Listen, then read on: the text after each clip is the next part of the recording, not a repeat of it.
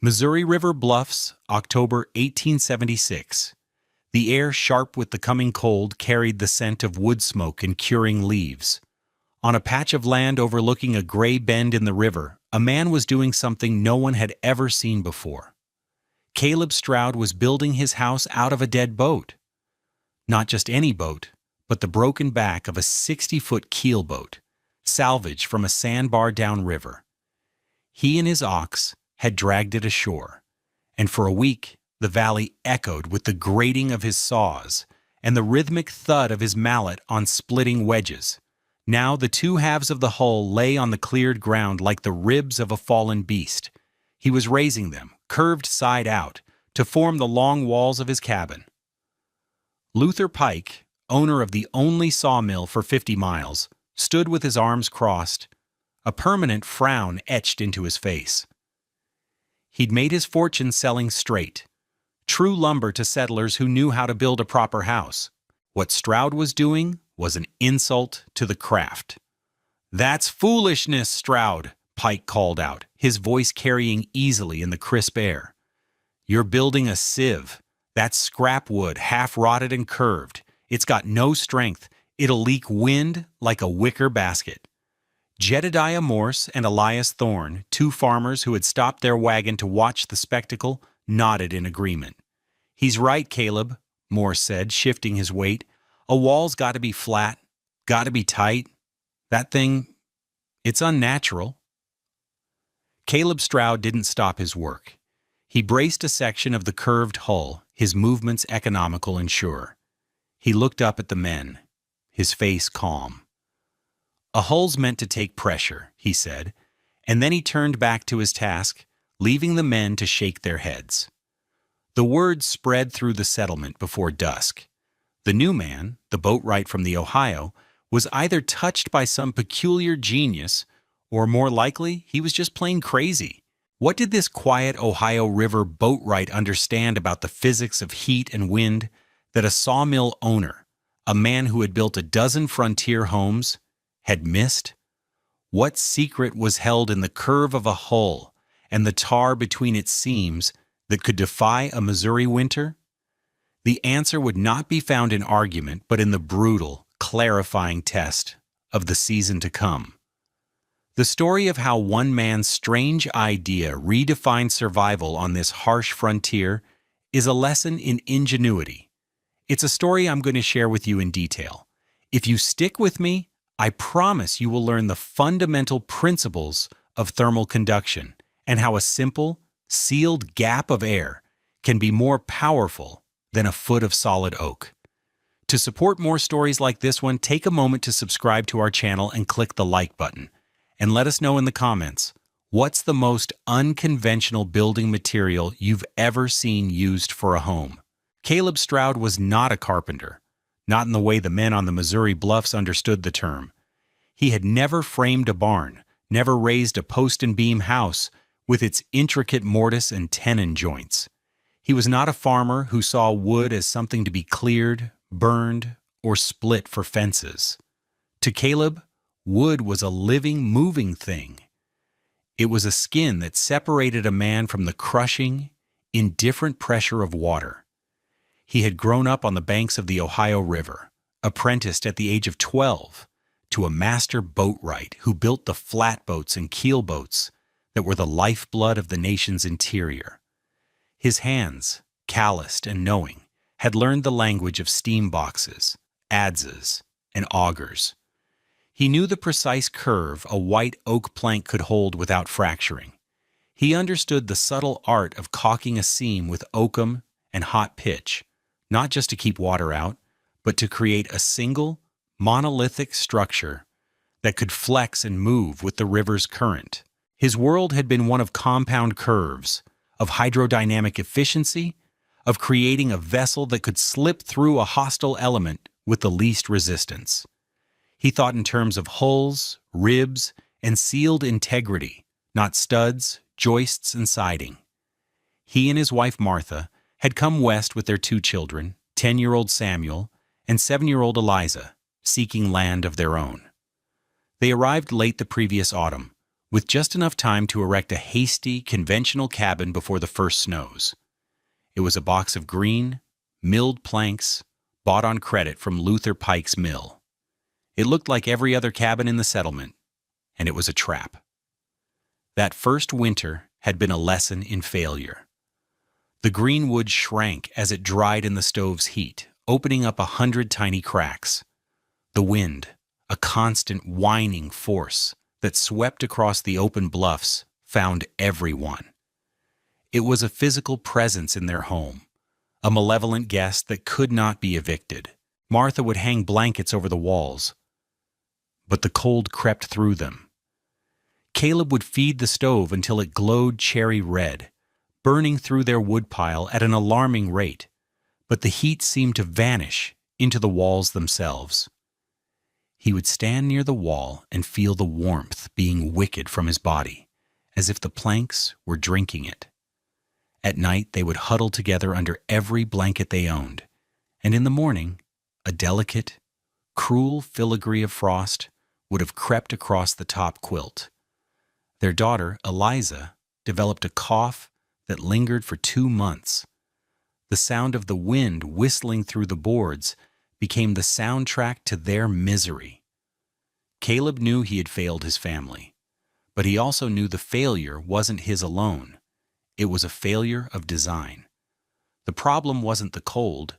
The problem was the box they were trying to fight it with. The conventional cabins dotting the Missouri frontier were all built on the same principle: thick, solid walls. A man like Luther Pike would tell you with absolute certainty that a 6-inch thick oak wall was a strong barrier against the winter. He could sell you 12-inch planks, planed smooth, for a premium. To the settlers, mass equaled strength, and strength equaled warmth. It was an intuitive, deeply held belief, passed down from generations of European building traditions, and it was fundamentally wrong. Their neighbors, the Morse family, lived in a cabin with walls of squared logs, the gaps chinked with mud and moss. It was a fortress of solid material, yet Jedediah Morse spent his days in a perpetual cycle of chopping wood and feeding his fireplace. His wife sealed the windows with oiled paper, but the cold still radiated from the logs themselves. If you placed your hand on the interior wall, it felt like a block of ice. The wood was a highway for heat, a direct bridge from the warmth of the fire to the frozen air outside. This was the brutal reality of conduction. Heat, at its most basic level, is the vibration of molecules. In a solid material like a log or a plank, these molecules are packed tightly together. When one side of the wall is heated by a stove, its molecules begin to vibrate faster. They bump into their neighbors, which in turn start vibrating and bump into their neighbors, and so on, in a microscopic chain reaction. The energy of the fire was literally being passed hand to hand through the solid wall and given away to the winter. A thick wall only slowed the process. It didn't stop it. The settlers were trying to build a dam against the cold with a material that acted like a sponge. Furthermore, the flat, angular construction of their cabins presented a blunt obstacle to the wind. The relentless Missouri gales slammed into the walls head-on, the pressure forcing cold air through every minuscule crack left by shrinking wood or imperfect chinking. The wind didn't just go around the cabins, it tried to go through them. The constant battle against drafts was a battle against the very shape of their homes. Caleb Stroud, watching the river ice groan and the snow whip sideways, knew that fighting the wind head-on was a fool's errand. You didn't fight a current. You shaped your vessel to move with it, to shed its force. He had spent his life building things that did exactly that. The construction of Caleb's strange new home became a source of daily commentary for the settlement. He began by laying a foundation of flat river stones, building it up 2 feet from the ground. Then, with the help of his long-suffering ox, he wrestled the first half of the keelboat hull into place. It was a monstrously heavy 30-foot section of curved oak, its outer surface weathered gray, but its core still sound. He braced it and then began the even harder work of setting the second-half hull parallel to the first, leaving a 10-inch gap between them. Luther Pike made a special trip up the bluff just to mock him. "What in God's name is that, Stroud? You building a trough? A cradle? That gap is a waste. You'll have mice and snakes living in there before you even get a roof on." Pike's economic interest was clear. Every piece of scrap Stroud used was a plank he wasn't selling. "I've got a stack of fresh-milled white pine down at the mill, tongue and groove. We could have you in a proper house in 2 weeks." Caleb wiped sweat from his brow with the back of a tar-stained hand. He looked at the gap, then at Pike. "The gap is the point," he said, his voice quiet. "The point? The point is you're building with air." Pike laughed, a sharp, barking sound. "Air doesn't stop a thing. It doesn't stop a fist, and it sure as hell won't stop a January blizzard." Caleb offered no further explanation. He just went back to work. Over the next week, he framed in the front and back walls with conventional planking, cutting doors, and window openings. But the long, load-bearing walls were the curved hulls. He used skills honed on the riverbank, not the farmstead. He didn't nail the hull planks together. He drilled and pegged them to an interior frame, ensuring they held their shape. His most crucial work was invisible to the onlookers. Inside the 10-inch void between the inner and outer hulls, he meticulously sealed every joint and seam. He packed the gaps with oakum, a tarred fiber used for waterproofing boats, and then poured hot pitch over them, creating a completely airtight seal. From the outside it looked rough, but to Caleb, it was perfect. It was a captured column of air, 10 inches thick, 30 feet long, and 8 feet high. It was a vacuum of stillness. Martha watched him with a mixture of trust and bewilderment. She helped him mix the pitch and hand him his tools, her face smudged with soot. "It looks like we're living in a barrel, Caleb," she said one evening, as the curved walls loomed in the twilight. "The other women ask me what you're building. I don't know what to tell them." "Tell them it will be warm," Caleb replied, running his hand along a freshly tarred seam. "Tell them they won't feel the wind." He believed it with the certainty of a craftsman who trusted his materials and his design. The roof went on last, a standard planked and pitched affair, but it rested on the strange bowed walls of a boat that would never again see the water. By the time the first flakes of snow began to fall in late November, the Stroud family had moved into their Keelboat house, the smoke from their new stovepipe curling into a steel-gray sky. The mockery from the settlement subsided into a watchful, waiting skepticism. The real judgment was yet to come. The secret of Caleb's house was not the wood. It was the nothingness between the wood. Luther Pike was right when he said Caleb was building with air, but he was profoundly wrong about what that meant. The physics at play was a principle that frontier builders, with their focus on mass and solidity, had completely overlooked: the insulating power of trapped dead air. Heat transfers in 3 ways: conduction, convection, and radiation. The settlers' primary enemy was conduction. As explained, conduction is the transfer of heat through direct molecular contact. A solid oak log is a dense bridge of molecules, an excellent conductor. A standard cabin wall, at an R value of perhaps 1 per inch, offered minimal resistance. A 6-inch log wall had an R value of about 6. This meant for every degree of temperature difference between inside and outside, a certain amount of heat energy, measured in British thermal units or BTUs, would pass through each square foot of wall every hour. On a 0-degree day, with the inside at 65 degrees, a typical cabin was hemorrhaging thousands of BTUs through its walls alone. Caleb's design created a radical break in that conductive bridge. His outer hull took the full brunt of the outside cold.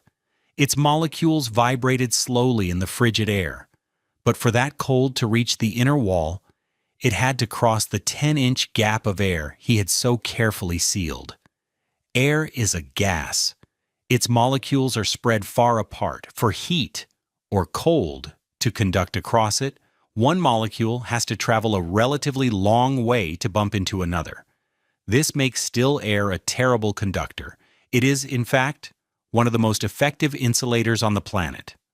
A 1-inch gap of still air has an R value of nearly 1. Caleb had created a 10-inch gap, but the key word is still.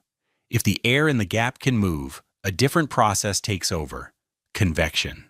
Warm air from the inner wall would rise, travel across the top of the gap, cool against the outer wall, and sink, creating a continuous loop that would efficiently shuttle heat from inside to out. This is why a simple, unsealed gap between walls offers little benefit. It's why Caleb's boatwright skills were so critical. By meticulously sealing every seam with oakum and pitch, he had stopped convection before it could start. He had created a 250 cubic foot pocket of truly dead air. That air was a thermal shield. The BTUs trying to escape his cabin reached the inner hull, but there the journey effectively stopped. The conductive path was broken. The energy had nowhere to go. Furthermore, the curved shape of the hulls, which the settlers saw as a weakness, was a brilliant solution to the wind. A flat wall confronts the wind, creating a high-pressure zone that forces air into every crack. A curved wall, like an upside-down ship's hull or an airplane wing, allows the wind to flow smoothly over its surface. It creates laminar flow, reducing the pressure on the walls and minimizing the infiltration of cold air. Caleb hadn't just built a warm box, he had built an aerodynamic one. He had used the logic of the river to solve a problem of the air. The winter of 1876 arrived not with a gentle dusting of snow, but with a roar. In the second week of December, a low-pressure system descended from Canada, pulling frigid Arctic air down the Missouri River Valley. The temperature plummeted from a mild 30 degrees to 5 below zero in less than a day. Then, the wind came, a savage, unrelenting gale from the northwest, picking up the loose snow from the plains and turning the world into a churning vortex of white. The settlers called it a river blizzard. It was forecast to last for at least a day. It would last for 30 hours. Inside the conventional cabins, the battle began. At the Morse homestead, Jedediah and his sons stuffed rags into the gaps that had opened in their chinking. The wind moaned through the squared logs, a low, mournful sound. The heat from their massive stone fireplace seemed to reach no more than 6 feet into the room. Beyond that circle of orange light, the air was bitter. Jedediah's wife reheated coffee every hour, the pot never leaving the stove. They were surviving, but it was a siege. At Luther Pike's house, a larger, 2-story structure made from his finest milled planks, the situation was little better. Though his walls were tighter, they were still single-layer boards. They were cold to the touch, radiating a deep, penetrating chill. Pike's wife had moved their children's beds away from the exterior walls and into the center of the room. Every time the wind gusted, the entire house groaned, and a fine powder of snow puffed from the windowsills. Pike, a man of pride and substance, was wearing his thickest wool coat inside his own home. His breath fogging in the air as he stood near the north-facing wall, he cursed the wind, cursed the cold, and fed cord after cord of his best-seasoned oak into his stove. The woodpile he had thought would last until February was shrinking at a terrifying rate. And at the Stroud cabin, there was quiet. The wind was a distant, abstract sound, a high-pitched shriek that seemed to pass over them, not through them. There were no drafts, none. The air inside was still and warm. Caleb had a small, efficient stove, and he fed it moderately with seasoned cottonwood, a fuel other settlers considered inferior. but the heat it produced stayed in the room. It filled the space, reflecting off the gently curved inner walls. Martha was at her spinning wheel, its quiet whirring a peaceful counterpoint to the storm outside. The smell of baking bread filled the small cabin, a scent of impossible normalcy. Samuel and Eliza were on a rug in the middle of the floor, playing a game with carved wooden animals. They were in their shirt sleeves. The frost that had haunted their blankets the winter before was gone. The cold was not their guest. It was a distant rumor, a story happening to other people. Caleb sat at his small table, mending a piece of harness, his movements relaxed. He had not built a fortress to fight the storm. He had built a pocket of calm, and his family was living inside it. The blizzard raged through the night and into the next day. The wind shifted, coming directly across the river, bringing with it a heavier, wetter snow that stuck to every surface. At the sawmill, the storm's fury was tearing at Luther Pike's livelihood. The immense stack of milled lumber, his inventory for the spring building season, was covered by a tarp, but the wind was a malevolent thief, plucking at its edges. Around noon on the second day, a massive gust ripped a corner of the heavy canvas loose. It flapped and snapped like a cannon shot, threatening to tear the entire covering away and expose thousands of dollars of prime lumber to the elements. Pike and his eldest son bundled themselves against the storm and went out to secure it. The world outside was a maelstrom. The wind drove the snow horizontally, stinging any exposed skin like 1,000 needles. They could barely see 10 feet in front of them. As they wrestled with the frozen canvas, a heavy 20-foot-long beam dislodged from the top of the pile, slid free and tumbled into the blizzard-swept yard, rolling down the gentle slope toward the river bluff. "Damn it!" Pike roared, his voice snatched away by the wind. That single beam was worth a week's wages. He plunged into the white chaos after it, stumbling through knee-deep drifts. The beam came to rest against the one object standing in its path, the curved, tar-blackened wall of Caleb Stroud's Keelboat house.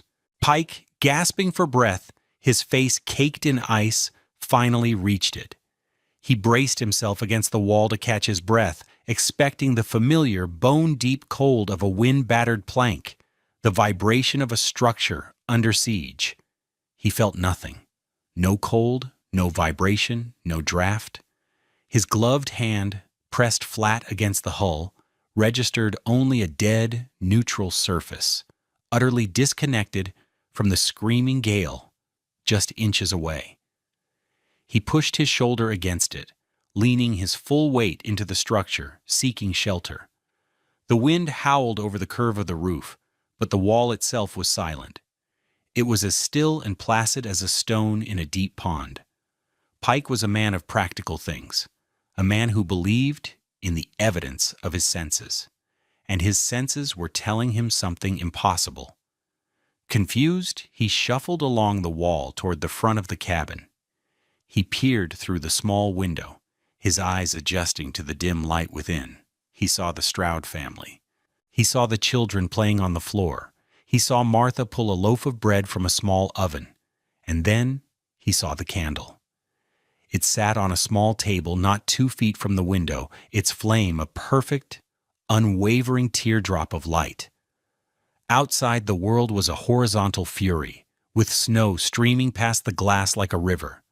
Inside, that tiny, fragile flame did not so much as flicker. It burned with a serene, impossible stillness.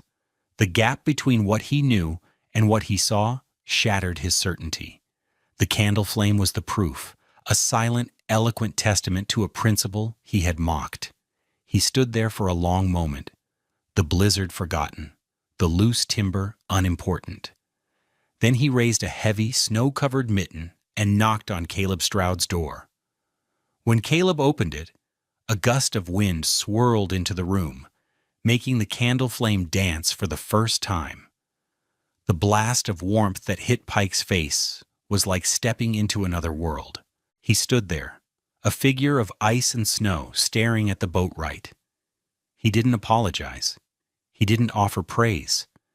His mind was still reeling, trying to reconcile the two realities. He looked past Caleb at the placid flame, then back at the man himself. "How?" Pike asked, his voice raspy. "Just how?" Caleb Stroud did not gloat. He simply stepped back and held the door open. "Come in out of the cold, Luther. I'll show you." That afternoon, as the blizzard finally began to wane, the loudest critic on the Missouri River bluffs became the first student of the boatwright's art. Caleb explained it simply, using a piece of charcoal on a spare plank.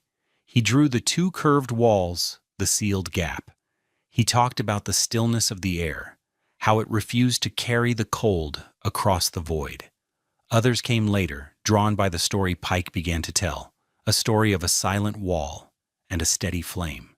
Jedediah Morse, Elias Thorne, men who had shaken their heads in derision, now stood in the warm, quiet cabin, touching the inner wall and feeling the absence of cold. Caleb answered their questions without pride, as a craftsman sharing his trade. When Pike asked him why he hadn't explained it sooner, Caleb gave a simple, honest answer. "You would not have believed words," he said. "You had to feel the quiet."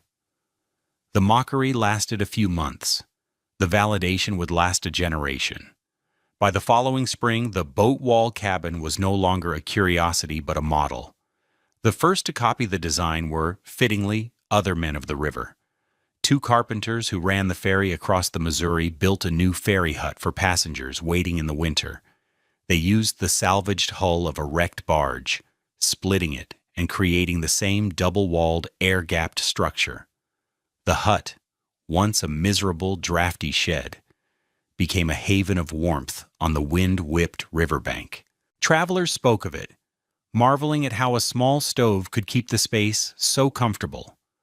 Luther Pike, in a move that stunned the settlement, became the design's greatest advocate. He didn't have any more derelict boats, but he understood the principle.